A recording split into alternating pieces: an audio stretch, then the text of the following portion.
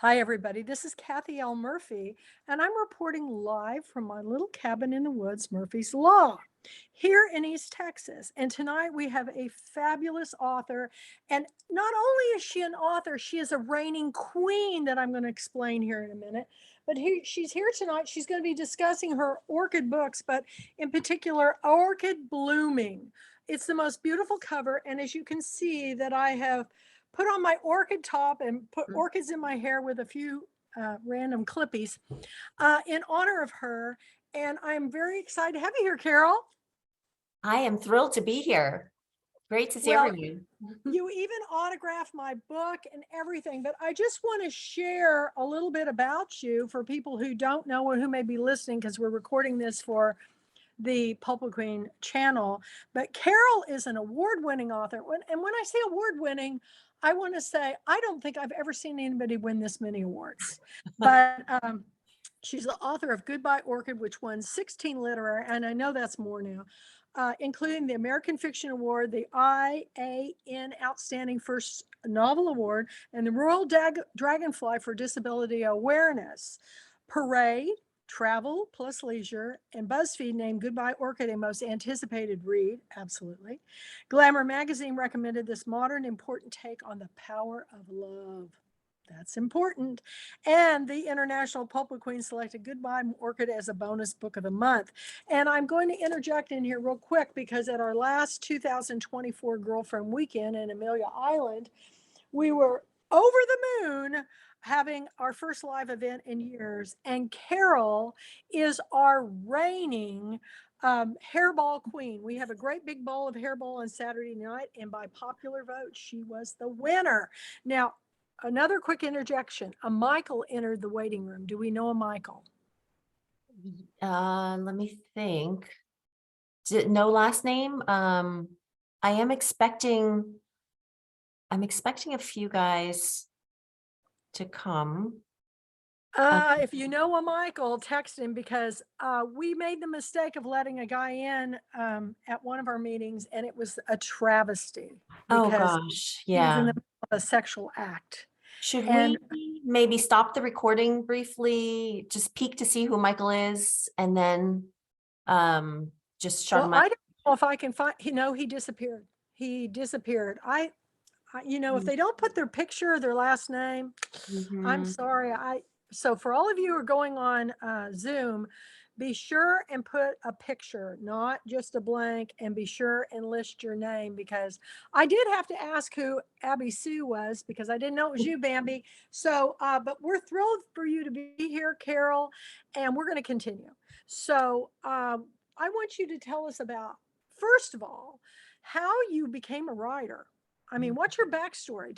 I know you have twins and a very humorous husband, but tell us about your life and how you got into writing, because you're working in the corporate world, and how you do that, I don't know. So fill us in. It's true. So I've always had a love of literature since I was little, similar to your memoir. When I read about you, falling in love with books and finding your place with books, I had that experience too. I read at a young age. I was writing stories, from elementary school on, have always loved getting lost in books. Yeah. The funny point, the way that I came to the corporate world is that when I was going to college and I thought I was going to be an English major, my traditional Chinese family sat down with me and said, "Oh, English is interesting, but," this is such a cliche, you're going to laugh, Kathy. Okay. They said to me, "You are really good at math and science. So you might want to try math or science or engineering." And the deal was that I would just try it for 1 year. And if I really didn't like it, I would come back and renegotiate or have another conversation. So I showed up as an engineering major freshman year. They put us all in this enormous auditorium, and they gave us the speech that goes, look to your left, look to Yeah. your right. In 4 years, only one of you is going to be left, because the rest of you are going to fail out, flunk out. You won't be able to make it. It is too hard. It got my competitive spirit so Yeah. fired up that 4 years later, I was like, I'm not going to fail out. Do So you this, know a Joyce Minstaz? yes, she Okay, had let her in. signed up. She's come. Okay. Yep. Mhm. Okay. I'm letting her in. Okay. Go ahead. Yes. So that is, how my corporate career started with this engineering degree. I've had careers in digital technologies, in marketing, running brands like M&M's, Twix, Three Musketeers, Milky Way, Dove chocolate in the US and in China. And then most recently, the last 10 years of my career have been in strategy and insights and governing digital transformation, all of which has been really fun. So I can't complain, but No, writing, that's but wri- amazing. yeah, but writing is really coming back to a first love. And I feel so fortunate to be able to do that. It's really incredible. And you have twins, which how old are they now? My twins are 19. I had to Oh change the my, bio because my bio used to say my humorous hubby and my teenage twins. So for Always Orchid, we had to change teenage because they're about to turn 20 in a few weeks. wow. They grow up really fast but it's probably really empowering to them seeing a mom who's leading and by example. Did they go into engineering by any chance? They both did, and No? my husband's an Oh my engineer, gosh. but I didn't have the speech with them. I did not talk them into it. Yeah. Well, I have a theory that, people go, well, when my daughter, she started college at pre-med, and I go, what? There's never been a doctor in my family. I really feel like children kind of emulate what their parents did. And so she changed since then. She got her degree in anthropology and archaeology, which is another whole story. But they both went into engineering. Are they going to school near you or far away or? One is living at home and going close by, and the other one is 3.5 hours north at Cornell. Oh But my, he's yeah. just accepted a placement in Singapore for next semester. So he's going to be literally around the world. It is the longest flight in the world from New Jersey or New York, this area, to Singapore. It's a 19-hour direct flight with stopovers. It's like a A direct flight? 25-hour. You can Oh get a my, direct flight, but he has a stopover. It's going to take 25 hours to get there. yeah. I have a friend that just came back from China. It took her 3 days. 3 days. I'm just going, oh my gosh, on a plane. That's the thing. Well, and I know you have traveled a lot. Now, do they speak the language? Are they going to be fluent when he goes over?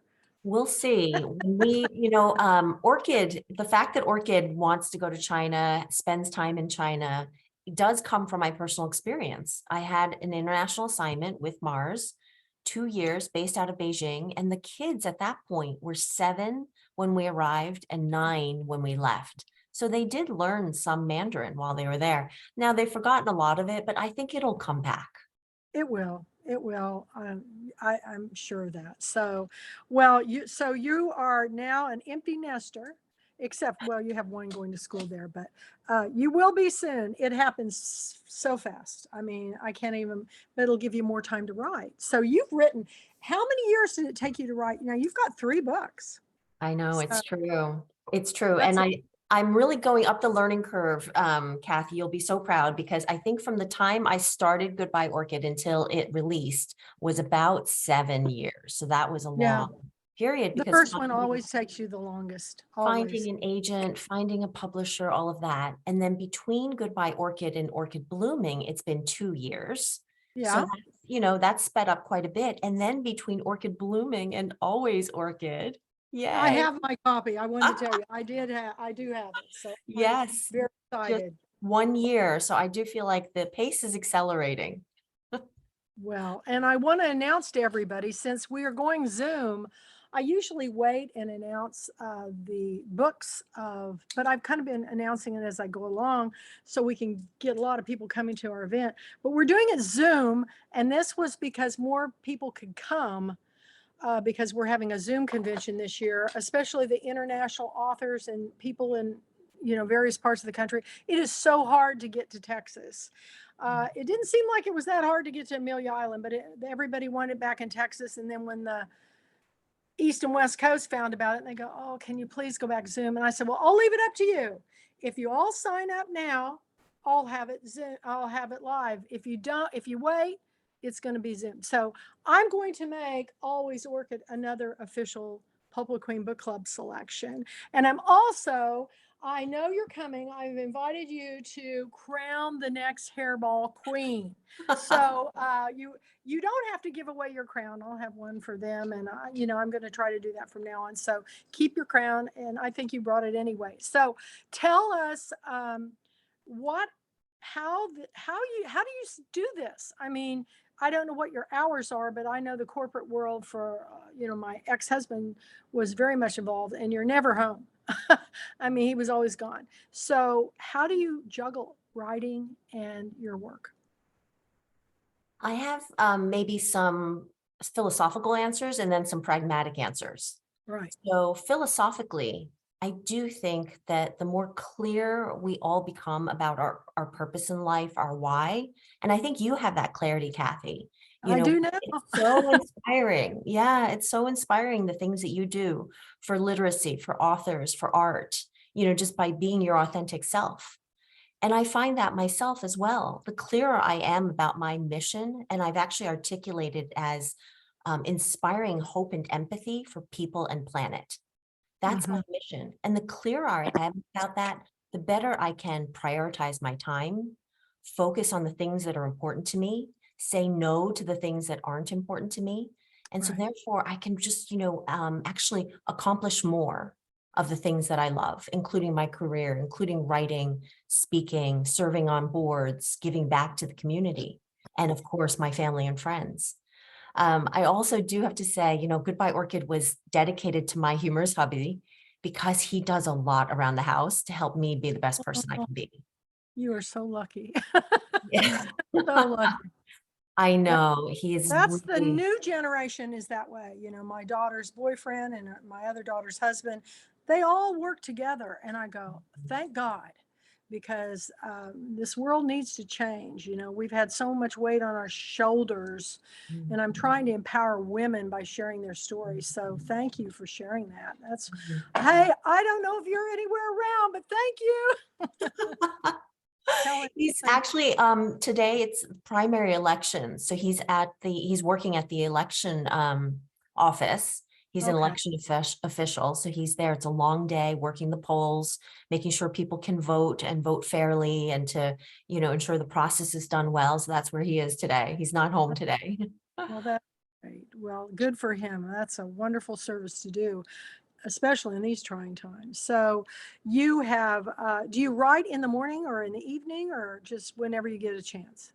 Whenever I get a chance, I can be quite a night owl. I do like writing at night. And also I can wake up early in the morning with wonderful ideas. So those are really my opportunities. It's the weekends, mornings, at night. And if I'm on vacation, I do let my husband know that I'm not going to be able to play the whole time because I'm going to need to write. And when we were in Hawaii just in February, in Maui, it was beautiful. I did spend day after day writing and loved it. I loved being in flow and just letting the words come out. Well, you can be on the beach or at the pool. I mean, it's got the best vibe in the world. Hawaii is gorgeous. Did you Yeah. go to Maui or all of them or? We were on Maui, and in fact, Barnes and Noble Maui was so Yeah, friendly. They I saw invited those me. pictures. They were Mm, great. yeah, Oh, and I wore a lei. I was right on theme. oh, and they smell so good. I loved going there. Well, so you now have another finished book um, called Always Orchid. And is this going to be a trilogy or are you going to continue or? This is the finale to the Goodbye Okay. trilogy. Yes. Okay. I just Now it is. wondered if you were going to keep going with this or did you have something else in mind? I think I have something else in mind. Some people do ask for more of, especially Caleb and Sasha within the Goodbye Orchid series. So sometimes people do ask me for more, but I think the trilogy ends on such a beautiful note. It really has this gorgeous arc to it in which Orchid Blooming is so much of Orchid's story, Orchid Page coming into her own, finding her strength and resilience. And then Goodbye Orchid is so much of Phoenix's story, how he's going to recover from this life-changing accident. And then Always Orchid gives them the opportunity to really work things out themselves together. and also find a path to disability advocacy. So I think it's so beautiful the way the three fit together. I feel very complete with the three. I think we're on the cusp of changing the world. It's slow, but I think we're a little bit more accepting of people of with disabilities or learning challenges or dyslexia or whatever.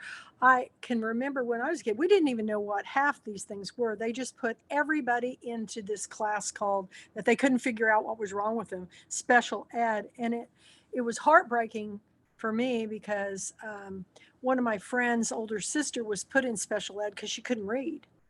And she went all the way through high school, never had a day, gorgeous girl. And when she got out of high school, she became a full-time nurse. Now, you don't have any mental challenges if you go through nursing school.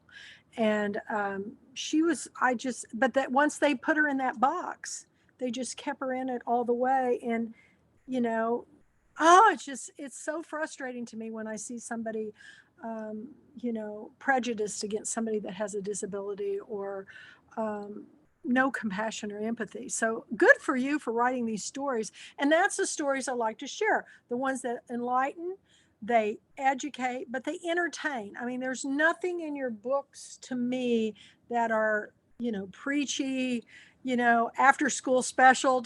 I remember those after school special. Oh my gosh, we used to make fun of when I was a kid.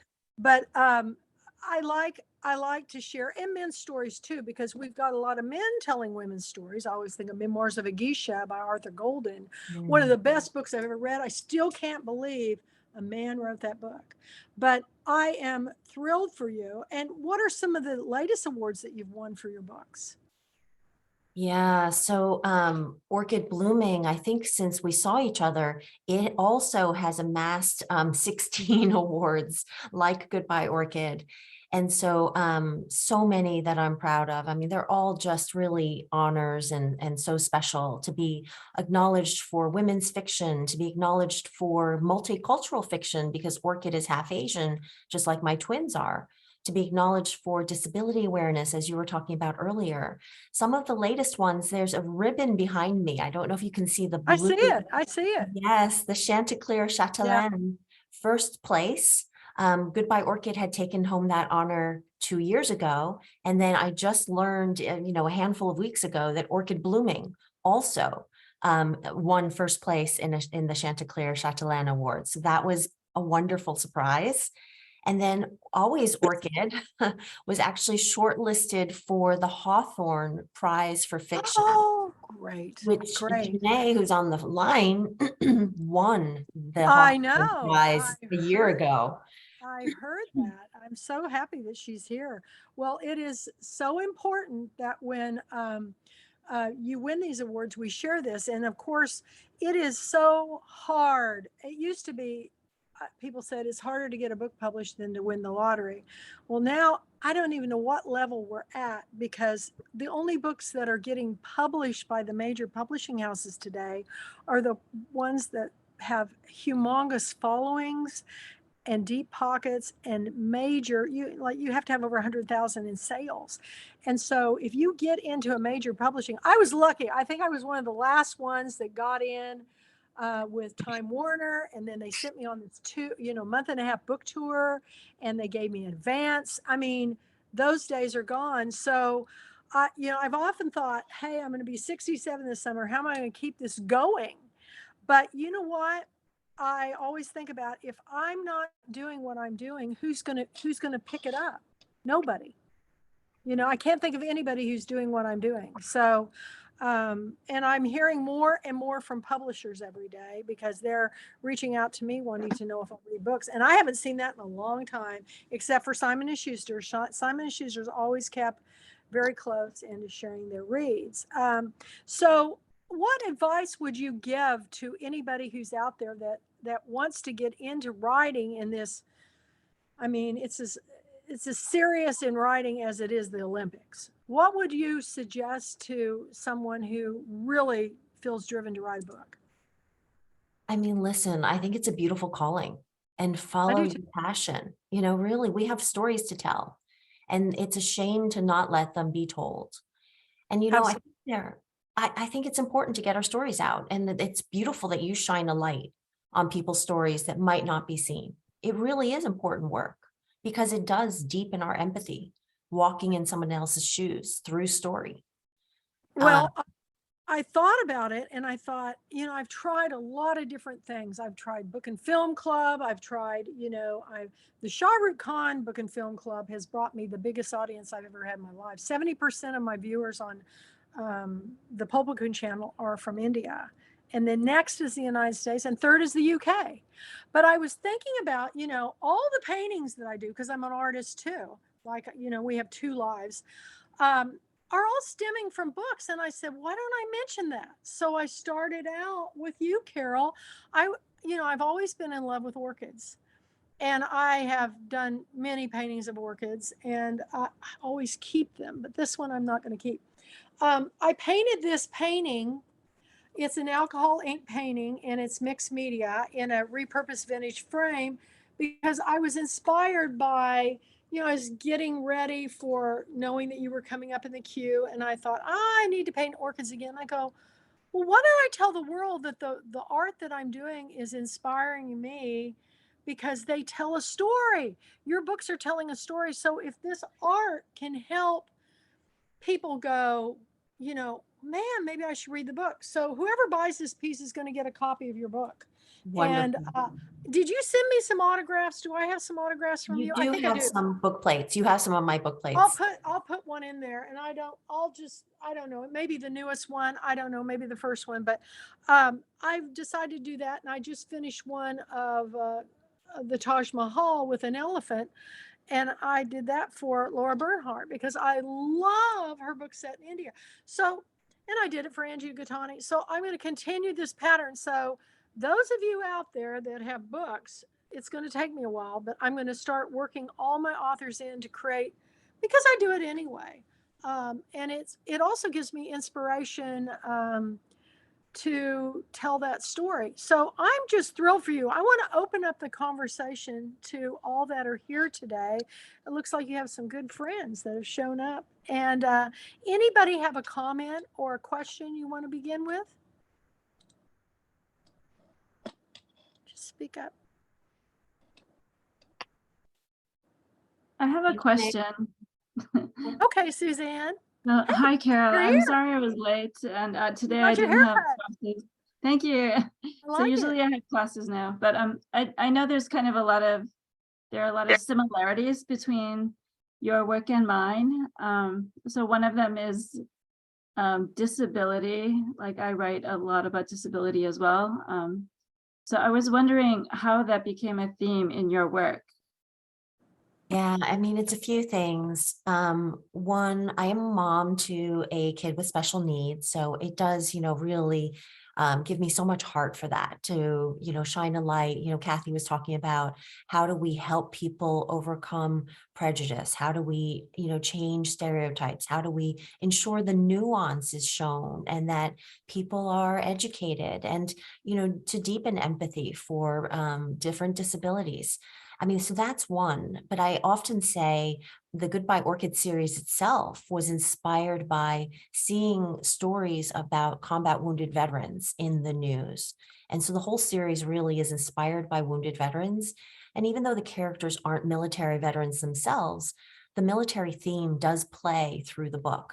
There's a chapter in Goodbye Orchid that takes place at Walter Reed Medical Center. And I've had veterans say to me, did you go to Walter Reed? Because it seems so real. You bring to life, the sounds, the smells, and the banter between the veterans. And I say, I've never been there. It was just really deep research that came from a place of respect, because the whole series really is an homage to those wounded veterans and the strength and resilience that they demonstrate. And so to have that respect come through, I really took the research seriously, which is probably the case for you too, Suzanne.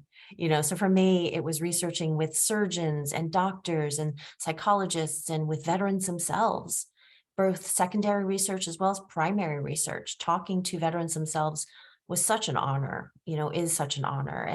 And thank you. I know there are multiple people on the call tonight who have a connection with the military. Thank you, Bambi, your husband, for his service, and just, thank all the military veterans who might be listening. Thank you for asking that question, Suzanne. Did you want Thank to you. share I'm a sorry bit if you about answered your it thoughts? already. No, such a good question. And I love you pointing out that we have that similarity. And I did wonder if you had visited a Walter Reed Medical Center, because I did feel also that it was very detailed and it felt very authentic to me. So Yeah, no, thank there's so you. many great resources, watching videos on YouTube, reading books, to really get a sense. Thank you, Suzanne. And Suzanne has a daughter who also is the most gorgeous girl I've ever seen in my life, but she has some disability. And it's amazing the stories that Suzanne's been sharing too. I just love both of you guys' books. I mean, they're so amazing. And Suzanne, I hope you can come back since we're Zooming this year to Girlfriend Weekend. Yes, I'm planning on joining. I'm like waiting for my bonus till I can sign up. I understand, but I've been reading everything you've been writing, and you are amazing. I want to mention to both of you girls, I just watched a series on Netflix called Mismatched. It is the story about a bunch interesting, a bunch of kids who go to this summer course in India, but they're not from India. Most of them are from the United States, but they go there with other Indians, and it's an engineering technology school. And one of the students is in a wheelchair.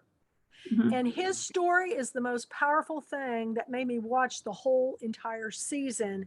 And what happens at the end, they're going to do another season, so you guys check it out. It's about young people who are finding their way, and these kids are too bright.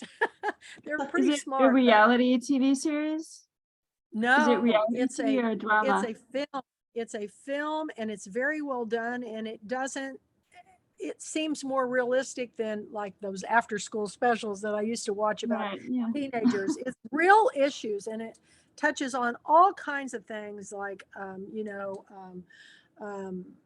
everything to do with the gay communities, just lots of, divorced kids. Every aspect of what kids are dealing with today is dealt with in this Mismatched series, and they did an excellent job. I just posted it today. So check it out. And then hopefully down the road, you guys, that if I can keep pushing hard enough, maybe some producer is going to say, those Pulpwood Queen books should be movies, because I honestly feel like every book I pick runs visually as a film in my head. So, I'm looking into possibilities of working on that too. Here I sold my film deal, and then all that went down the drain when COVID. And so I know how heartbreaking it can be I had a deal with DreamWorks. Can you imagine to lose that deal? It was pretty devastating. But at the same time, it wasn't meant to be then. Maybe it's meant to be after I'm gone, who knows? But anyway, I am so proud of all of you. Anybody else want to jump in and make a comment or have a question? I saw Kathy's hand go up. Yeah. Nice to see you, Carol. You too. You know how much I resonate with all your themes. And I'm wondering, especially for people that haven't read the books, and I haven't read the third, could you talk about Orchid's arc of change? Or would that, I don't want you to have to give anything away, but she is so inspiring to me. And I would love for everybody to get a taste of what she brings to this trilogy. Oh, thank you for that beautiful question. And of course, Kathy, I'm such a fan of your work as well. Yeah, the character of Orchid is so near and dear to my heart. She is half Asian, just like my twins are. She's 27 when we meet her in Orchid Blooming, and she's had tragedy in her childhood. And she did lose her parents at a young age and in a really traumatic way, and she's carried that into adulthood. It's really shaped her, and it follows her. And so as an adult now, what she wants more than anything in Orchid Blooming is to win a work trip to China to feel closer to the memory of her mother, Oh, which is, we can relate to that feeling of loss and longing. And, but the trip is actually very competitive to get. And her boss says she needs more advertising experience.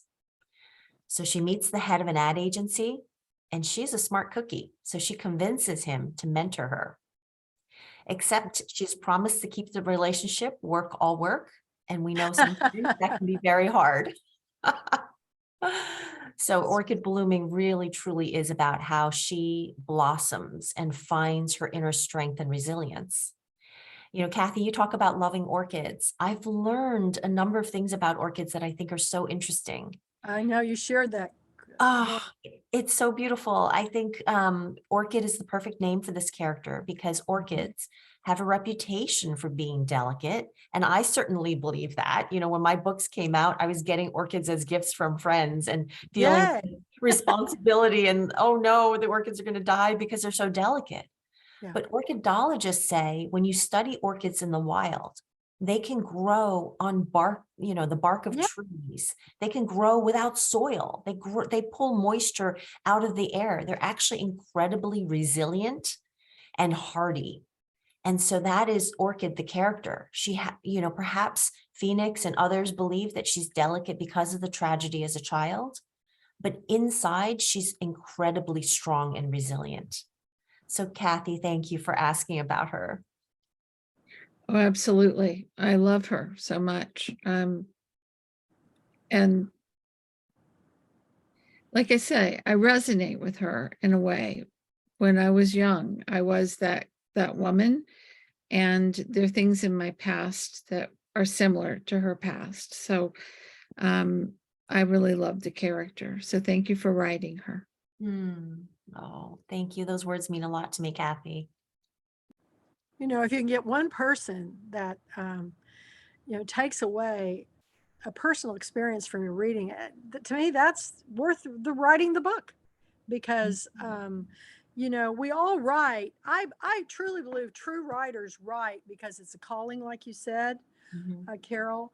I don't think there are some people that write for money, but I still think that even if they didn't need it, they would still do it. I mean, I think like Danielle Steele, oh my gosh. I mean, she's churned out so many books, but I like her books. I've read a lot of her books. And, but I really think that we as a community, we write because it's a way of telling our story too. We can make it come out the way we want it to come out rather than sometimes the way it did come out. Yeah. And I think that's interesting too. Yeah.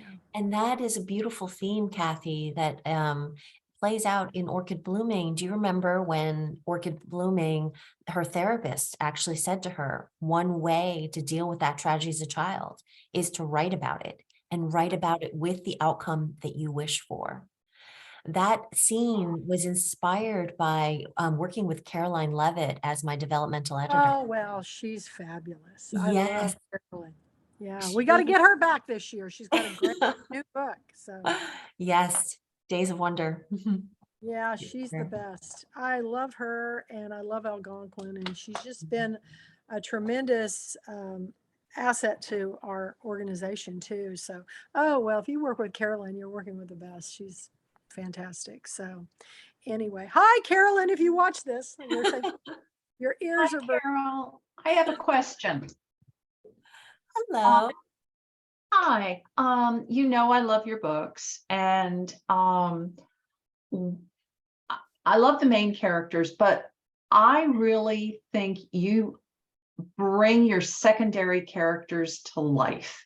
They are such a quirky, wonderful, charming, lovable group in the ad agency, in Phoenix's ad agency, but then his brother and the brother's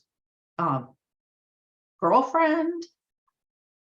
Can you talk a little bit about creating secondary characters who really jump off the page, Oh, that's good. as opposed to just sort of fading in the background and providing fodder. Yeah. Janae, that's a beautiful question, and right back at you in terms of the love for your writing as well. And I can't wait to have our interview on Sunday. Oh, I We've been, know. Yeah. we've been planning and talking about this for way long. So Years. yes, literally. Secondary characters, I think, are so interesting because they really allow me to creatively flourish. And perhaps you as a writer, Janae, feel this, everyone who's a writer on the call, let me know if you resonate with this. I think you can make them bigger than life. You can make them really colorful because they come in and they play a role, but you don't need to have them be on, in every scene for hundreds of pages and keeping up that bigger than life personality. And so Caleb, a lot of people tell me they love Caleb. He is Phoenix's twin brother, but considers himself the black sheep of the family because he did not have the traditional, good grades going off to college. He chose instead to open tattoo parlors. And through helping Phoenix, his brother, through the life-changing accident, Caleb himself has a character arc in which he learns that he is stronger than he thinks, that he is an entrepreneur and a businessman in his own right, and that his heart of gold is invaluable in helping his brother see that he is more than whole, no matter what appears to be missing. And so he's an incredible character people love. People also love his ex-girlfriend, Sasha, red latex wrapped Sasha, who is full of sass and wisdom and pulls, Phoenix out of some pretty dark times by taking him out and showing him there is still life. There's still life out there and having some fun. And so it was so fun to write these characters. They are inspired. I have to say that I spent quite a few years and evenings and a lot of time in nightclubs, in dance clubs. I do love to dance, as maybe you can attest to from the Pulpwood Queen Convention. And from those times, I would go to these kind of underground, post-punk, alternative industrial music places, and the characters there, I think that there was such a freedom to dress however you want, to be however you want, to dance however you want. And I loved that sense of freedom. And I've infused Caleb and Sasha with that sensibility. And I think that's what people gravitate towards, Now, yeah. Carol, did you wear boots like these? She gave me her boots, you guys, and they have 4-inch heels, but they're really they're like booties. Did you wear shoes like that? Oh, I love crazy shoes. The first Me time too. yes. And it's hard to see my outfit, but I did dress a little orchid for you guys tonight. So there's like, I can see. it's pleather and lace, and it's got a bit of an orchid edge to it.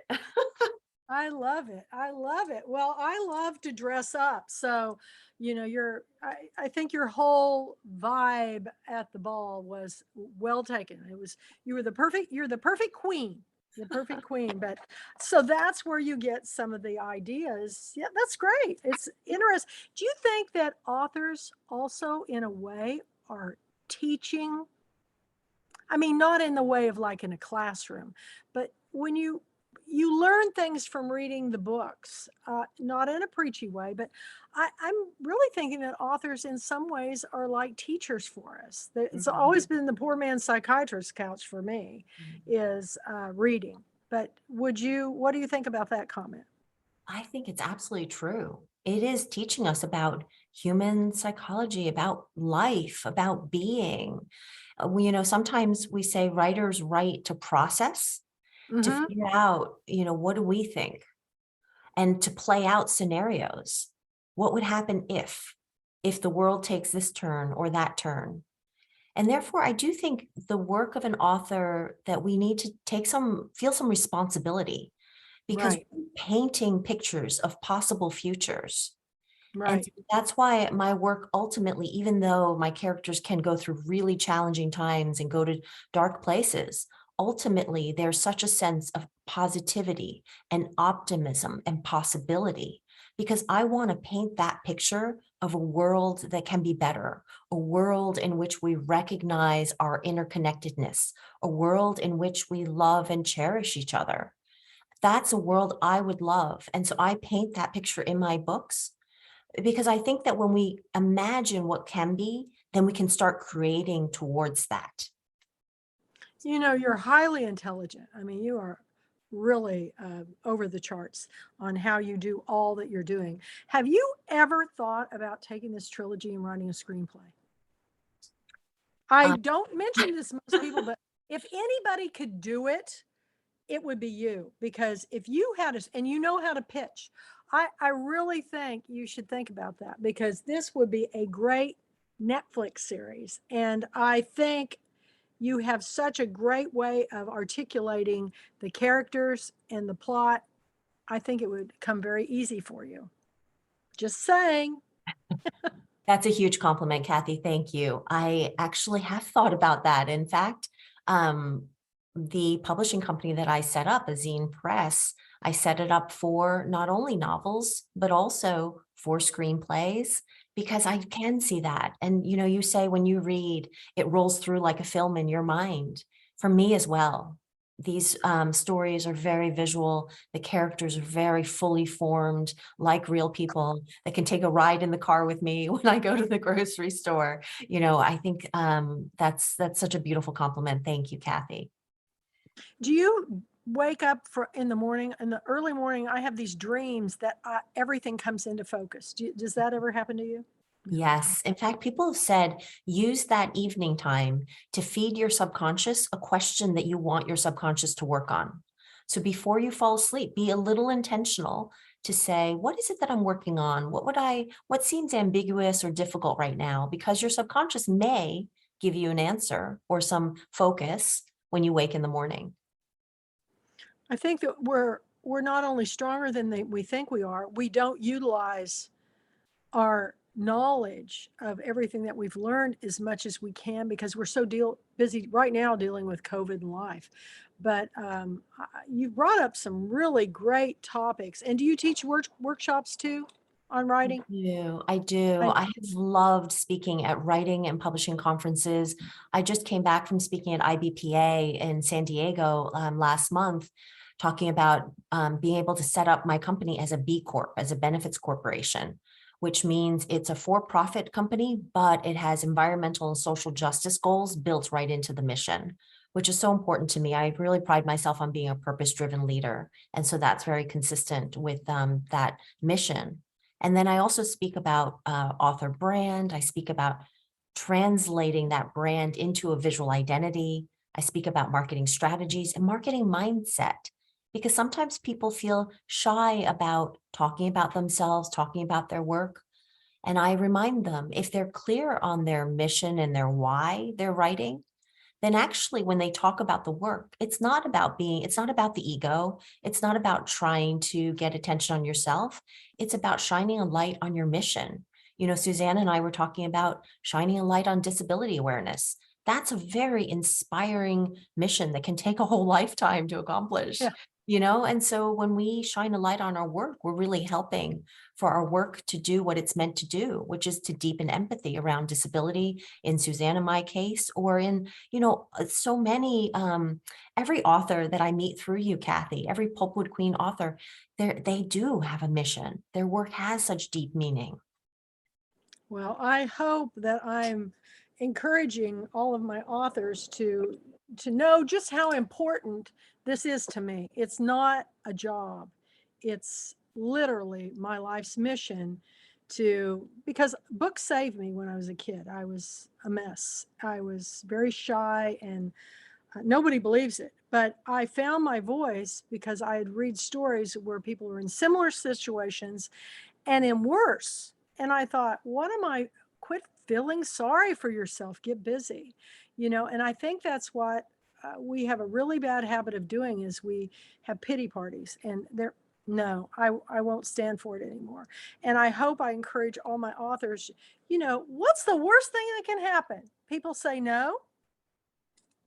Well, I keep asking for something less. If they tell me no, that's how I got Jay Shetty to send me all those books. As I said, can Jay Shetty come to Girlfriend Weekend? And the publicist says, no, no, he charges six figures for speaking engagements. I go, okay. Could he do a video that I could show at Girlfriend Weekend? And she goes, and I did it really nice. And the girl, poor girl, she goes, no, she goes, oh no, I'm sorry. He does all these podcasts. And I go, okay, well, could he maybe send a signed book? She goes, listen, let me make a few calls and I'll call you back. And I thought, I'll never hear from her again. And she called me back and she goes, 300 copies of his latest book are being sent to you to give out at Girlfriend Weekend. And we had a private company that donated them for this cause. And then this year, he turned around and sent me his latest book, and I didn't even ask. So you guys, I tell these stories not because I'm bragging. I tell these stories is because you have to ask, and you do have to get out. But I am so confident in knowing that reading changes people's lives forever. I go, I'm just like an Energizer bunny when I get up in front of people. And by the end of Girlfriend Weekend, I'm so wound up. I actually had to stop for a day on the way home and rest. I was so tired. So a lot of people don't know that, but I am so inspired you got by all of your stories. And when I go to Girlfriend Weekend and when I host it, I get all empowered. And that's what I hope everybody, when they come, they feed off of that. And they feed off of you. Your talks were just, all the talks this year were just, and they're all taped, but the guys that taped it, Mark Green is working on, interestingly enough, a documentary. He's interviewed veterans from all the world wars that are still living. And he's working on that. And then, they hope to take the footage from Last Girlfriend Weekend and make it in a documentary. It doesn't matter. I mean, I've got all the tapes right in my little hard drive. We'll get them out there one day, but that they will be recording events is important because once it's recorded, then we have it forever to watch. So hopefully we'll get you to screen it because I think you have got a big writing life ahead of you. And no, I don't know how many more years you're going to be working in the corporate world, but I can't even imagine what it'd be like to write and not have to do another job. Can you? I know, it's true. There are people that do it. I don't know how they do it, but it took me 6 years from start to finish to do my first book.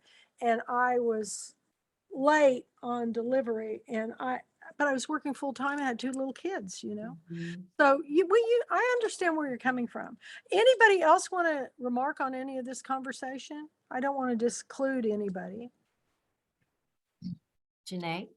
I just want to say that I saw you talk about branding, authors' brands, at the California State Romance Writers meeting. And it was one of the best presentations I have heard anybody give ever. So I'm just encouraging people, if you get a chance to go to one of Carol's talks on branding or on marketing, take advantage of it. They're fabulous, brilliantly presented. I will do that. Kind. Thank you for sharing Janae. that. Really appreciate that.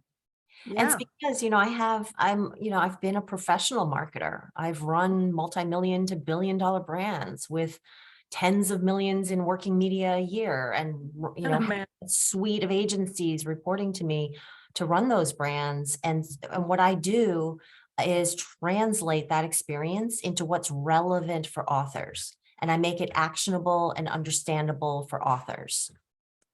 Because I realized when authors come to writing for the love of the written word, but they didn't realize they also had to be business people and marketers. And, it's can be daunting. And so I want to help authors with that. And we appreciate it. I do. I learn something new every day because I was just on the job training in marketing. I don't know how I've done what I've done because I had no money. I had kids. I was a mom, driving a dented minivan, but I got Good Morning America to come 3 times to my shop, and Oprah and the Oprah's Auction and Network. and the Los Angeles Times. And it's just because I think when people see that you are that passionate about something, they finally discover it. But there's so many great stories these days. There's so many people doing great things. I just want to share as many of those people as I possibly can. So thank you, Carol. I will share you forever. And all of you that are here, anything I can do to help an author, I will do. It's a struggle because everything's going up and people aren't traveling like they used to. I mean, I was never so shocked in my life when they said, we'd rather have the Girlfriend Weekend Zoom than live. And I go, what?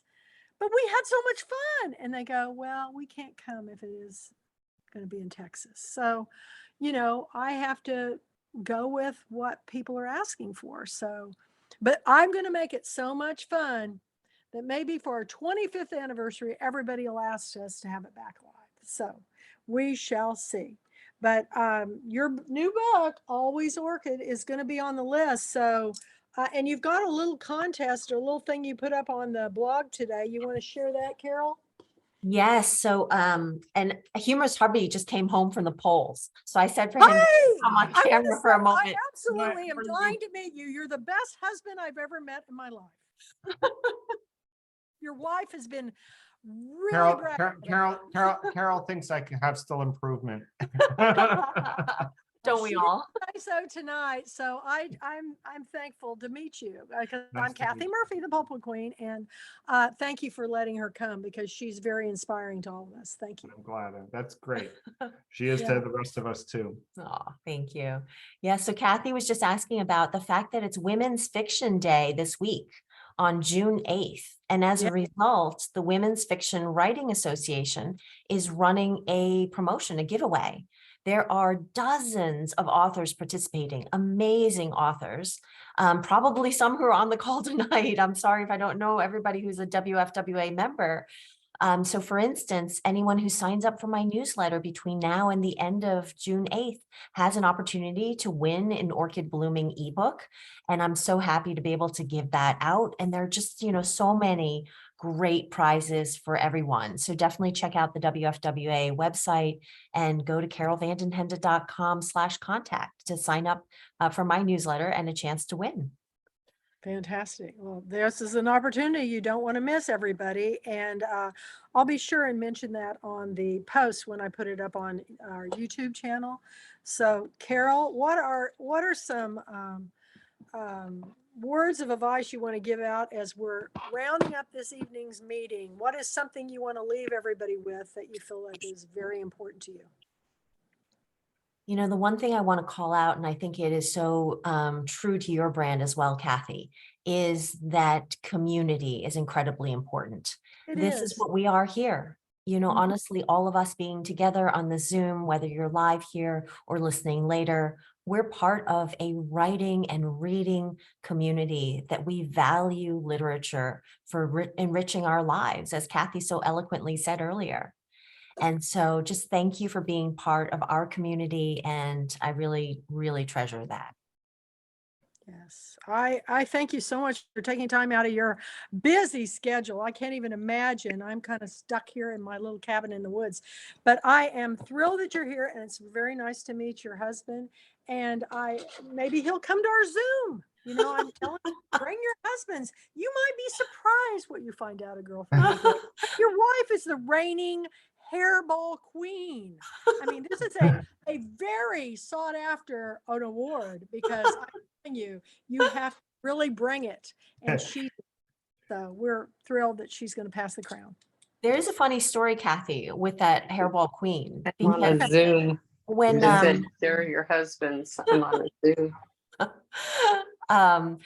During that contest, when you had the Pulpwood Kings go up and read from the children's book, and then you asked the Pulpwood Queens to come up, I thought that the Queens were also going to read from a book to try to win. And so I was clearing my throat, getting my reading voice ready.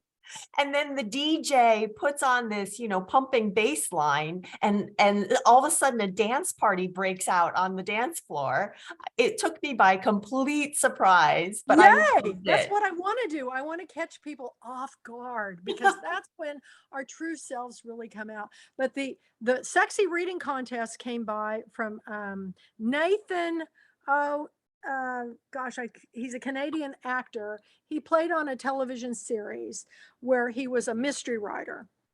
And he was going around promoting the show by doing sexy reading from his book at bookstores. And I thought, you know, that's really brilliant because these women were just like, every time he'd say something, they go, oh, and I thought, well, I'll have them read something. And so I had them, what book was it I had them read? It was, Well, the funny thing was you had them read a children's book Yeah. in sexy voice. well, I didn't which want was- anything. I didn't really want anything sex related. I wanted something that was non-sexy, but they had to read it sexy. And I'm trying to think of the book that I brought. I can't even think of what Was it is. it Adriana Trigiani's? Because she won No, an award for her No, children's it book. wasn't. Alice C. Early gave me, she brought a book to give in the auction, and I Oh, can't. The Goodnight Moon. Good Night Moon. It was Right, good. because Alice Moon, Early's book has moon, right? The moon and book, it was yes. hilarious how these guys were. Good Night Moon. Oh And my I mean, I gosh. just thought it makes it even funnier. One Oh, year I read John Grisham's The Painted House, which is about a bunch of men raising a small boy on a farm. And when the guy got up and read the part about plowing the fields, oh my gosh, the crowd went wild. It's so funny how you can take just a normal, well, anyway, that's the story and I'm sticking to it. yeah. So I'm glad you won, and I'm excited that you're going to pass on the crown, and it'll be a lot of fun. And thank you. Any news that we want to share with everybody that's here tonight? Is there any new news you want to share about your books or anything before we break?